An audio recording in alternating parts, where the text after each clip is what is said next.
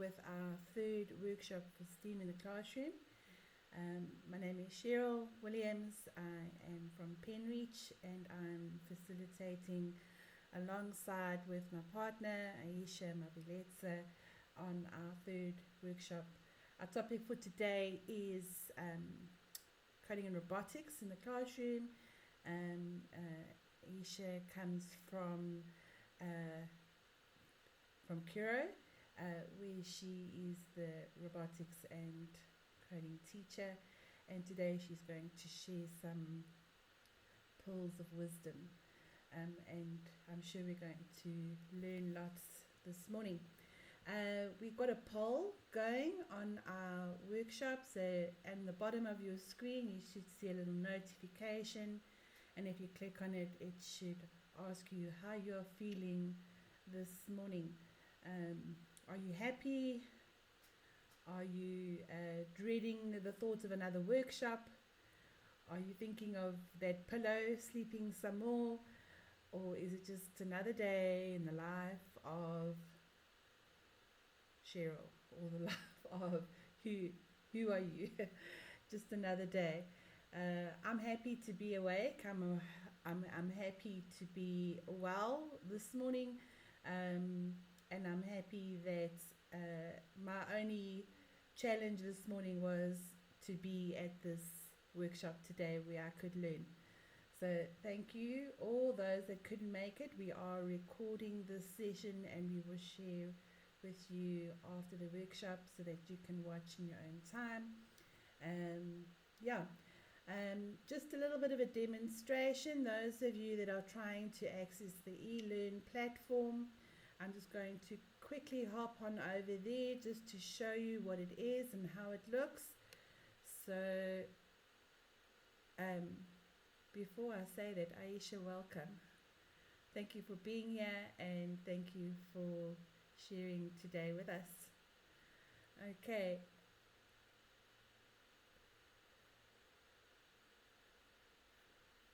And I think I have turned off my sound. So there you go. Ahisha, are you there? Yes, I am. There we go. Okay. I thought I was being clever by turning off my notifications and I switched it off completely. Right. Okay, I'm going to share my screen.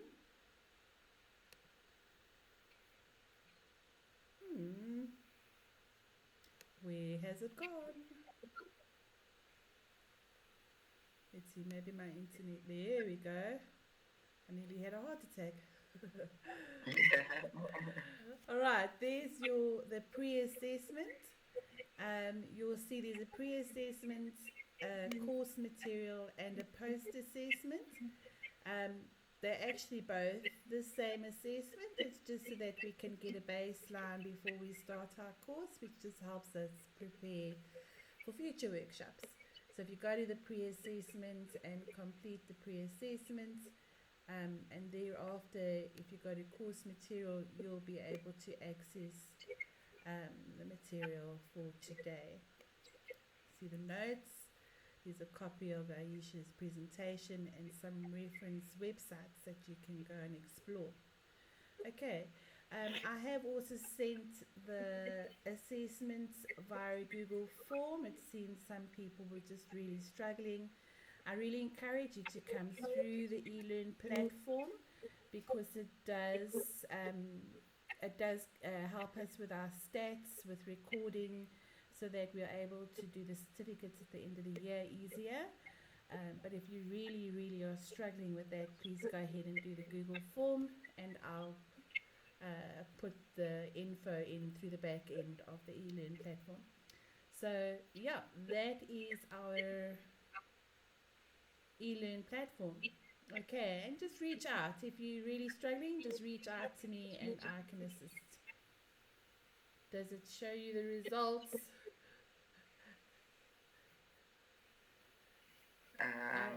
Let's see. Ahisha, I'm happy that you're happy to be awake. Yes. With a fresh new day. Okay, I'm going to switch my video off just to introduce you to Aisha, and Aisha, you have the platform for the next uh, 50 minutes. Is that okay? Or That will be good. Thank you. okay, so over to you, Aisha. Thank you. I'm looking Thank you, forward to Cheryl. this. All right, cheers. I'll watch the chat box if there's anything, or if anybody joins while we're busy, I'll keep that going. Okay. Awesome. Fantastic. Thank you so much, Cheryl. Good morning, everyone. Sanbonani, Dumelang, Goeiemorgen. I was really looking forward to meeting everyone. I am Ahisha Mabiletsa, and I am your facilitator for today.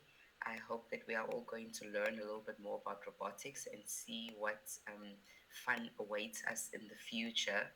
And when we talk about the future, we're not even talking in the next 5 to 10 years, we're talking about tomorrow and in the next hour, even. So I do hope that we're all going to have fun and enjoy the workshop. Thank you so much. I'm going to switch off my camera as I'm going to go through the presentation. Cheryl, just a quick question. From my side, I'm not allowed to share. Will you be sharing the PowerPoint, or are you able to give Uh, me the right to share? Let me see. Right, does it let you now? Hang on. Oh, there we go. Does it go? My entire Uh, screen. I think I'm able to now. There we go. Good. Okay, cool.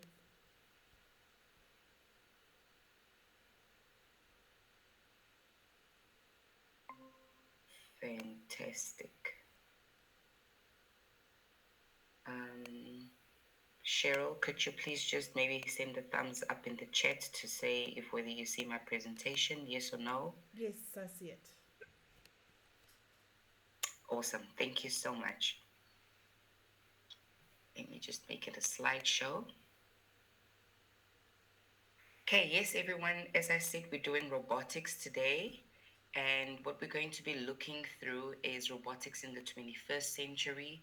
We'll elaborate a little bit on what is robotics and the types of robots that we get and what jobs do they all do.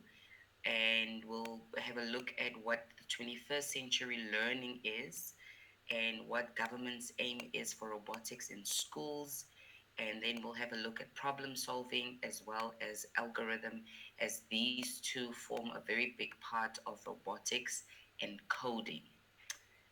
Again, if you have any questions, please just feel free to send it on the chat. Otherwise, you're welcome to contact either myself via WhatsApp or Cheryl, and I'll be more than happy to answer questions or engage further.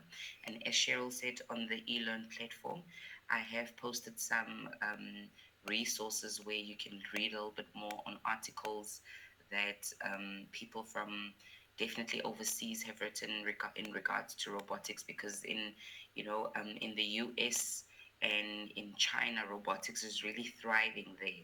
We are literally just at the beginning stages of it here in South Africa, but definitely looking at expanding more into robotics as it forms part of the fourth industrial revolution. So what is robotics? And according to the National Aeronautics and Space Administration, which is called NASA, robotics is the study of robots. Robots are machines that can be used to do jobs. Some robots can do work by themselves, and other robots must always have a person telling them what to do. Now, I always look at a robot and think to myself, or I look at a computer and think to myself, a computer is probably one of the most intelligent technological equipments that we find.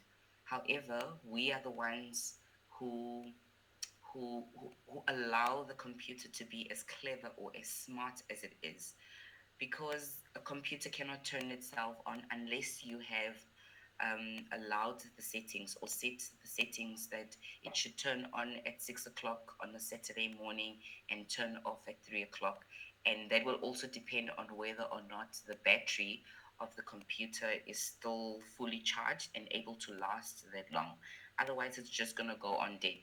So if the computer doesn't have any power, you're not able to use it because the battery's flat.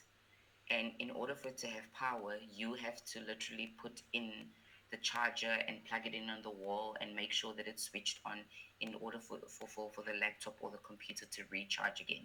So again, I look at it and say that, we are the masterminds behind these technological equipments. The computer cannot function without your brain. So in as much as we think that a computer is smart, you are the one who's actually smarter because you're the one giving the computer instructions on what it should do and how you want it to do it. And that's the exact same thing that we find with robots. Robots function through whatever it is that we have tasked them to do. We are the ones who build the robots, so we are the ones who come up with the programming for the robots, and we are the one who then execute these programs on the robot and say that I want a robot who is going to wash my dishes for me because I have a serious problem in the house with people washing dishes. So I can create a robot that will wash dishes every time I just switch on or press certain buttons. It's there. It's washing the dishes, and my kitchen is clean and smelling fresh and looking very spectacular. So let's have a look at the type of robots that we find. We find Lego robots, which are the standard Lego robots, and other Lego robots. They are mainly used in schools, and you find that people who explore Lego robots even further, that they are able to build even a machine that is able to pick up all the grass on the farm. The other day, I looked at a video where uh, these Lego robots that were built, they were able to slice up fruits. So it's really just, it depends on you on how creative your mind is and how further you want to explore what Lego pieces can do as a robot. And again, the programming of it will also just depend on you. There are many different types of robots and that do different jobs. Again, we find robots in banks. I know that NetBank's first human robot that they had created, the robot is able to answer questions when customers walk in. It greets customers, and if perhaps sometimes you're looking for a bank statement, you just tell it that you need a bank statement, and it's able to print that for you. So again, in terms of banking, robots also help us, bank more efficiently and much quicker, which is a fantastic way because nobody wants to stand in queues these days and do things and wait in a long queue to just get a bank statement. Other types of robots that we find, as well as ones that have been created for COVID-19, we find robots that have been created to disinfect either areas or office spaces or the malls, and which is really fantastic because one sees how robots are also useful through the pandemic that we are all facing. We also find robots in malls. I know specifically in China, they have built a robot that sanitizes people.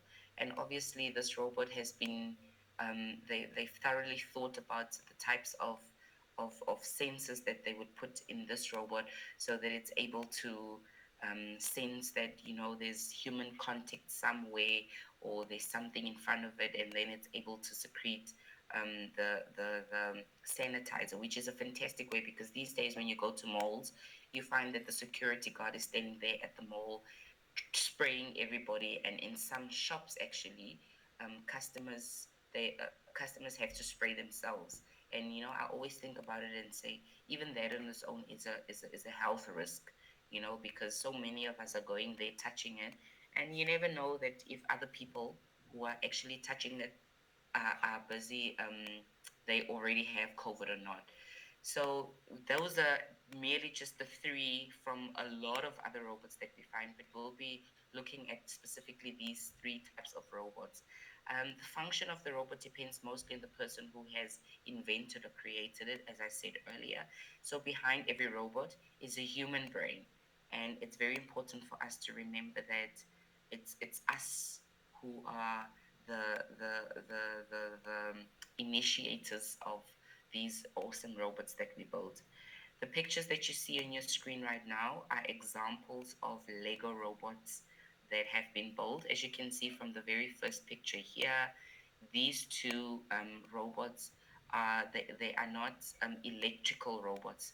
They don't have any power, so they have just been built from Lego pieces. That means that children in younger classes would be able to use this. And then obviously, you allow them to have imaginative playing where they can tell you what types of superpowers a robot like this would have. And then when we look at this one is definitely built by older children. And you and I would also definitely be able to build these ones. And again, these robots serve different functions as well. The standard Lego robot, which is called the Riley Rover, this is what it looks like. It has sensors in it. This is the color sensor over here, and that is a touch sensor. And here at the top, you have a gyro sensor.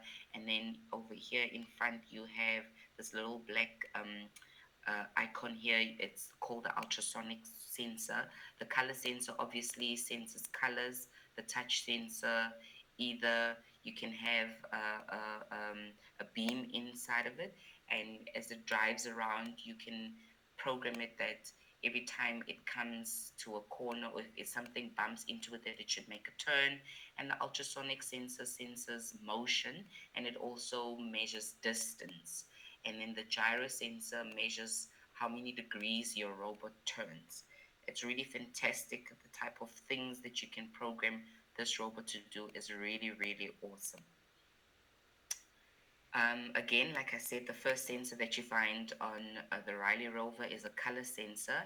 And I tried here to show you the different types of colors that it can see. It sees yellow, it sees blue, it senses red, it senses green as well, black, and as well as white.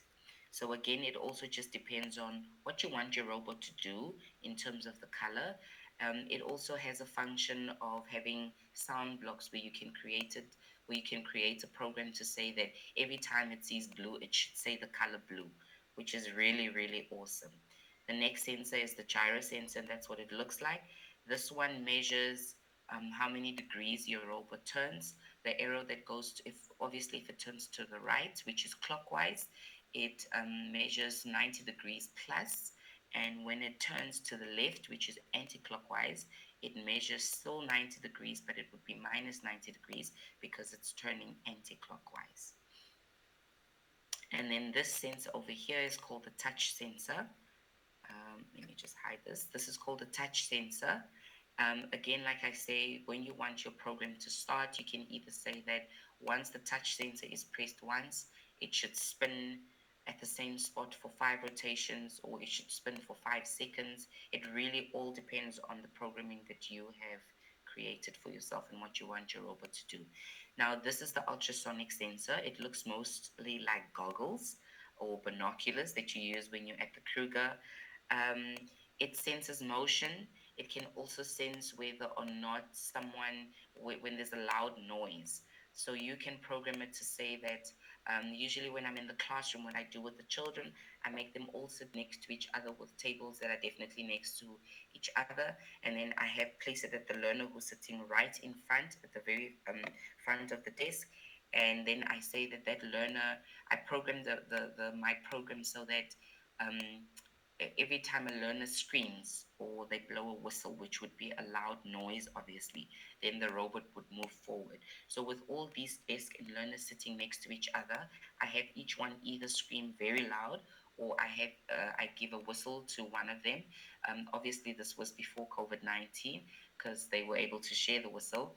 And every time each one of them would be screaming and shouting, the robot would, moving forward either for 1 second or for 2 rotations, depending on how far apart. So the robot would literally start from one position and then end at the end. If I have 5 learners, it would get there. Now this robot would be moving by itself without anybody touching it, without even anybody pressing it, and without anybody picking it up also. And it's really something very awesome to see. And I do hope that in future we are able to meet each other and be in a classroom environment where we are all able to test all these and see what fun it creates actually and the excitement that learners get from it. Other Lego robots that we have is this one over here. That one is called a basketball. So obviously this one has been created to catch balls and throw it into a hoop for scoring. And this one is a grab and clear. So this one is used mainly to clean an area. So everywhere it comes across something, it just grabs it with these two pieces that's built into it here, and then it would obviously go and drop it off somewhere.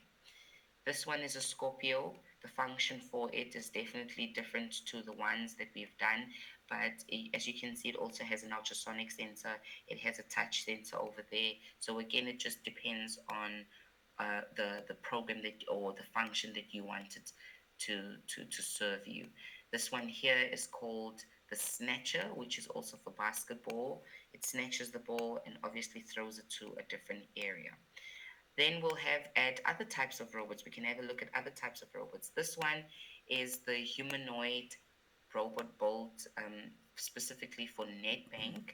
They launched it in South Africa in 2018, and it's really doing amazing things in terms of serving um, the bank and helping in terms of customer service, and it's making everything more efficient. I think I have posted the article on this on your resources document, so you can just definitely go through the article and read more on the types of things that it can actually do.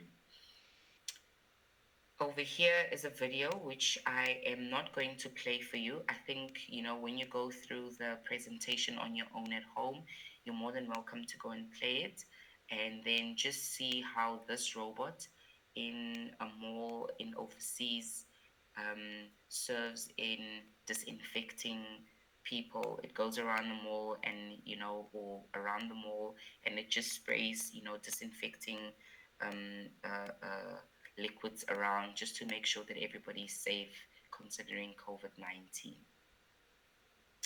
Another type of disinfecting robot that you find is this one. Obviously, this one is in an open area. That means that it probably goes around. As you can see, there's cars there. It just sprays on people's cars and in the area itself just to make sure that people are free from COVID 19. Okay, as we move along, I'm not sure if we have any learners who have joined us. If anybody has a question, you're more than welcome to ask. So I'll give a few seconds for anybody who is there and would like to ask a question. Or if Cheryl sees any questions on the chat, you're more than welcome to just ask me, Cheryl, and then we can answer the question. If there's nothing, then we'll move along to the next point of discussion. Yeah, all good from my side, Ahisha. I want one of those robots that go around. I want to try and see if I can get an EV3 to develop some kind of mechanism that can spray. I think we should have a play date, you and I, and create one. Definitely. It would be so interesting, hey? Yeah, yeah, I'm keen to try that. I love it. Yes, definitely. Yes, thank you so much. So I'll move on to the next point of discussion, and that is what is 21st century learning? 21st century learning, I'm too quick. It is defined as the era we are in now, a time of freedom and technological advancement. We are in the 21st century and the first ones to experience a whole new digital world. The possibilities to this world are endless. Like I said, I always ask the kids in class, if you were to create a robot, what would you create this robot to do? And some of them, or most of them, being teenagers, said they would definitely create one that washed dishes for them because they hate washing dishes. And there's one girl who's a modeler. She actually said that she would create one that could put on makeup for her because makeup is the in thing these days with children. And she said definitely she'd love one that could put on makeup. And I thought to myself, I don't wear makeup. I only put on eyeliner and mascara. specifically because I don't have the time in the morning to put on makeup. I just think it takes too much time. But I would probably consider having a robot at home who can do it for me, especially if it's going to be quick and it does a proper job. Draw my brows to be on flick, as that's the language for the young ones these days. They say you have brows on flick. Definitely. The one other girl who's also a modeler, she said she would want a robot to go to the mall with her and pick out clothes for her. And I thought, oh my goodness, these teenagers and the types of mindsets that they have, they obviously just want things that will make their lives easier and not even. It doesn't even relate to us as adults, and the types of problems that we have. They have makeup problems, they have washing dishes problems, and choosing out problems. I think someone has just joined us. If I could just ask you to mute your mic, thank you so much. And then moving along, what is the 21st century? With the new century comes a completely new way of doing things. We move away from making use of systems that are slow and frustrating. An example of a slow and frustrating system is whenever you bought something online or you go to a shop and then they tell you that no, you'd have to call the head office. Back in the day, I don't know how young everyone is that is on this platform, but back in the day, whenever you had to buy something and they tell you no, you have to call the head office, they'll deliver it for you. But before they deliver, you have to go to the bank and deposit the money, and which is a really long process of getting, let's say, your sound system delivered to your house. And now the easier way of doing it these days is, I saw a video where there was a drone who delivered a package at someone's house, and this drone could also furnish the customer who was receiving the package with a cardless machine system where you're able to make the payment there and then, which I think is so awesome because these days there's so much fraud happening where you are so afraid of buying things online and sharing your card details. So if you could have a drone or even a car that is driven by itself that gets to your gate and it informs you that your delivery is at the gate and you just go to your gate, you present your card, you get your package. I mean, that is just such an easier way of moving from a slow system of going to the bank, depositing money, and then going to your office space again, excuse me, and then fixing through the proof of payment, and then you have to wait another 2 days for them to allocate the proof of payment that you do definitely you did pay for it, and then having to wait again for them to then dispatch your sound system for delivery, and then you still have to wait another 3 days for the delivery to be made. So you would have waited plus minus, if it's working days that we are counting, maybe about 7 or 8 working days, which is plus minus a week and a half. So, we're definitely moving away from that and into the 21st century where things are just made quicker and more efficient for everyone. Systems such as banking in the past, the only way you could do banking was by visiting the bank, and now we are so advanced, you can lie in bed and do your personal banking. I mean, you can order coffee, pizza from sitting on the toilet seat, or like I say, lying in bed, or while you're busy watching your favorite movie, and you just feel like having pizza while watching your movie. Such things are just made much easier for us. Buying electricity. I remember growing up, my dad could only buy electricity from the municipality office, but now I can do it from my cell phone, or I can go to a garage and buy it from there, and that's really part of the 21st century. Making one could only do it at a certain point, but whereas now we have so many options from where we can do it from. Um, so, what are the skills that one needs to adapt to the new century that has so much freedom? Critical thinking, collaboration, communication, creativity, problem solving, perseverance, information literacy, and technology skills and digital skills. These are all skills that work together and enable you to be able to thrive in the 21st century and the skills that comes with it. As we move along, I don't know if maybe at this stage we have any questions or any comments from anyone. Otherwise, we'll move along to the next point of discussion. Um, our government is definitely looking at implementing robotics and coding into all schools. I know that at this stage it's only really the privileged schools that have been doing it for some time, but now I think it's absolutely amazing and awesome that all children will be privileged to learn more about robotics and coding in schools. So government's aims in terms of robotics in schools, the coding and robotics subject is aimed at guiding and preparing learners to solve problems, think critically, work collaboratively and creatively, function in a digital and information driven world, and apply the digital and ICT skills and to transfer these skills to solve everyday problems and its possibilities, including equipping learners for meaningful and successful living in a rapidly changing and transforming society. I think it is so amazing that all learners will, have a chance to learn about robotics and coding, because I always say that not everybody is a doctor. And not everybody is an accountant, not everybody is a mathematician or an engineer. Some learners are really gifted in working with their hands, creating things. And some are really gifted in having skills where they are able to solve problems. They dissect things actually, and they really get to the base of why is this thing doing what it's doing.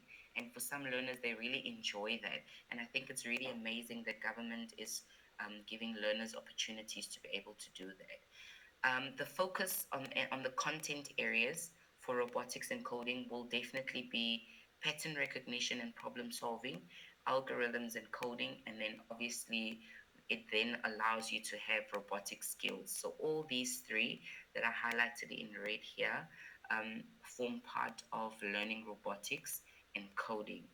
And the one goes with the other. Problem solving. A lot of the times, even I had to learn last year what solving really is. Um, it's the process of finding solutions to difficult or complex issues. And problem solving skills help you determine why an issue is happening and how to resolve that issue. It's one of the key skills that employers seek in job applications. Problem solving starts with identifying the issue, coming up with solutions, implementing these solutions, and evaluating their effectiveness. If you think about it, if you have 10 packets of chips and 23 learners in your class, how would you ensure that each child gets a packet of chips? Now, I'm sure each one of us could probably think of 10 different ways or three different ways. But at the end of the day, your problem is that you only have 10 packets of chips and you have too many children in your class, and you want all children to have some chips because you don't want some of them to look at the others.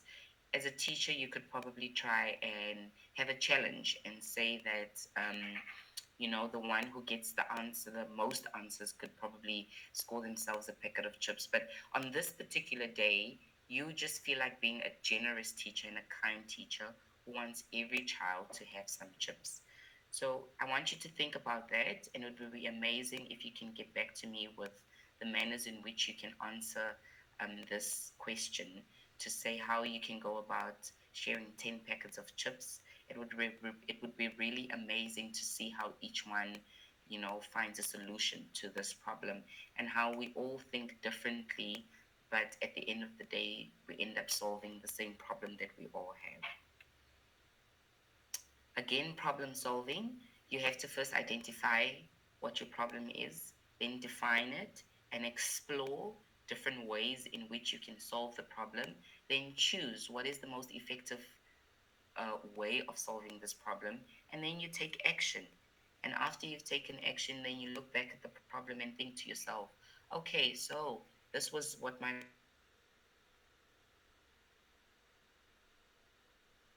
it? out solving it, and look at how what could you have done better as well to solve your problem, because sometimes you choose the easiest way, and the easiest way is not really the most efficient way of solving something, you know. So definitely always look back and see what worked and what didn't work, and what can you do better next time. Then we have a look at algorithm. Algorithm is a process or set of rules to be followed in calculations or other problem solving operation. Now I want you to think again. Think, if you wanted to make the South African national flag, how would you go about doing it? Consider the following aspects. You have never made anything like this before, and you have no idea what you need in terms of resources, or how would you even start. Now, I'm not an art person, and let's say that you were an art teacher, and or now you were teaching robotics and art, and you had to create your robot that they should make a South African flag. How would you go about it? What would be the first thing um, that that that you would do, because you have no cooking clue as to where to even start, or the type of materials that you need, if you need paint, or whether you need color pencils or crayons or anything. But thank goodness we have Google. Now, because we have Google, you are always exposed to millions and millions of resources on Google that can help you solve this problem that you have. Now, think how you would use Google to help you solve the problem. I always say to the children, if you don't know how to do something and you want to Google it, what do you say to Google? So you go to Google and say how to build a South African flag. And then obviously they'll give you a whole lot of different options over there. A possible solution for you could be the following. You open Google search on your device, you type in how to make a South African flag. You read through at least 3 different suggestions that you find, and then you decide on which one will work best for you. You have to take into consideration, obviously, the types of things that they list, the resources and the materials that they list on these 3 suggestions that you've read, and which one you'll be able to get for yourself. Gather all the material that you will need according to the instructions provided, and read through the steps and begin following the steps as set out. Now, that is basically the, the explanation of what an algorithm is. I have a video here for you that you are more than welcome to watch later. It also explains to you, or gives you another different kind of meaning of algorithm. But the basic definition of algorithm is that it's a set of specific instructions that you follow, and that you make sure that you get executed. That is the end of our slideshow. I think maybe I should go back to this one, and then I'll just play it so that we can all watch it.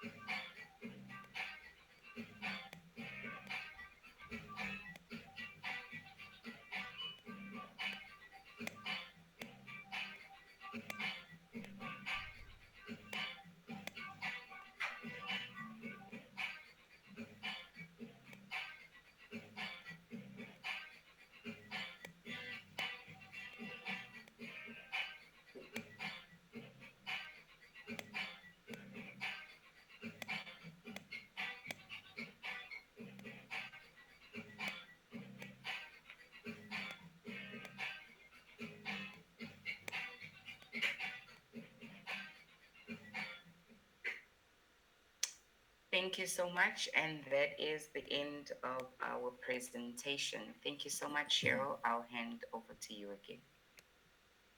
Thank you, Aisha. I love that activity to show how the algorithm design thinking problem solving works. That's really lovely, and everybody will have a copy of the presentation in the eLearn platform. I will also share it on the WhatsApp group as well.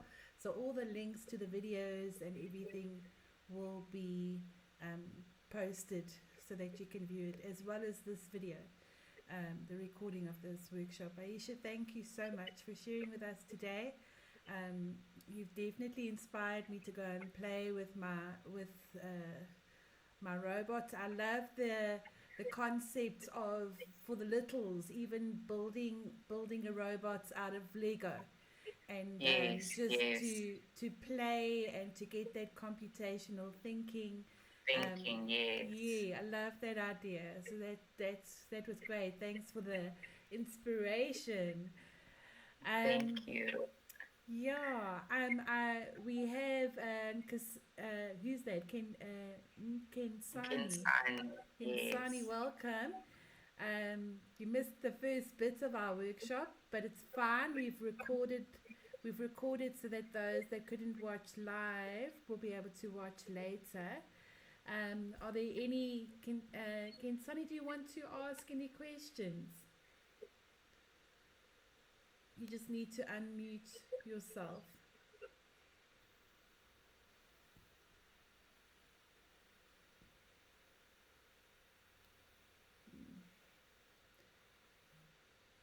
Okay, all right. So the mute button you will see at the bottom of your screen, a little microphone. So it will be off, and you just need to click on it to unmute yourself. But I take it that we're all fine, and yeah, that's the wonderful thing about technology, is that it doesn't need to be. There, I see you on, Kinsani. Hello. Hi, welcome. Okay, thank you very much. We enjoy. We are three here. Okay. I'm Oh, with Miss VCTL Okay, welcome. and so yeah. So we enjoy a lot. Okay, well, awesome. That's wonderful. yeah, we Yeah. actually recorded the workshop that we've done, the presentation today. We've recorded it. So as soon as we're done, I'm going to just upload it, and then I'll share it on the WhatsApp group so that you can watch from the beginning. So if you just give me about half an hour, and I'll have it uploaded on the WhatsApp group, and you can watch it together again. Okay, thank you, ma'am. All right. So yeah, and hopefully we've got another 2 workshops still ahead of us. One, I think there's one in September, and then there's one in the beginning of October somewhere. I can't remember the dates right now offhand, but there's another 2 workshops, and I'm really hoping that at least by the October one, we'll be able to actually do a workshop for the morning together, so that we can actually play around and actually get to experience some of the equipment that we've got. So next week we're gonna, not next week, then workshop number, is it number 4 or number 5 that we're on? We're number 3 now, so we're number 4 the next one. 4, okay. So they actually, we normally have 6 workshops. That's why I'm getting confused. So it's 3rd now, and then the next one 4th, and then the 5th. So there'll just be the 5 workshops for the year. Workshop 4, we're going to be looking at the arts in STEAM, and how we integrate arts into the STEM subjects. So that's our topic for workshop number 4. And then hopefully, I'm really hoping that workshop number 5, we'll be able to come on site, and we can actually experiment and just show you, a lot of what we do as well at Penrich, to show you how to use the concepts of coding and robotics without the equipment. There's so many ways that you can do the concepts of coding and robotics without needing all the expensive resources that we often refer to. So that's the lineup for the rest of the year. We will keep you posted on the WhatsApp groups and eLearn platform. Please communicate with us. Let us know how it's going, just so that we can plan better for our workshops going forward. So, yeah, that's it from us for today. I will get the recording done as right now, and then post on the group. Ahisha, thank you so much for being our guest speaker for today. Thank you for sharing your knowledge and your experience. You've inspired me. Uh, and sorry.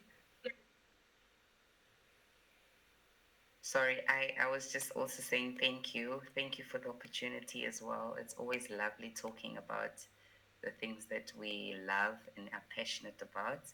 And I look forward to many more. Thank you so much. Yeah, thank you. And to Kinsani and your team that have joined us today, thank you. And we will post all the material so that you can go through it. Give us a shout out on the group, um, to know, so that we know you're here and you've been here and you've seen what we had to share today. And yeah, all the best. Take care, and we'll see you next time.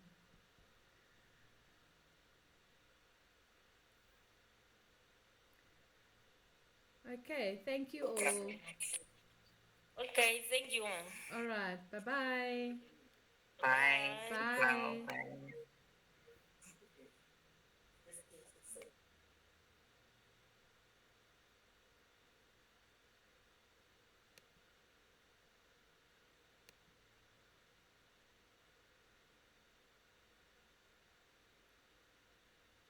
You still there? You just stopped the recording. Yes, I am. Yes.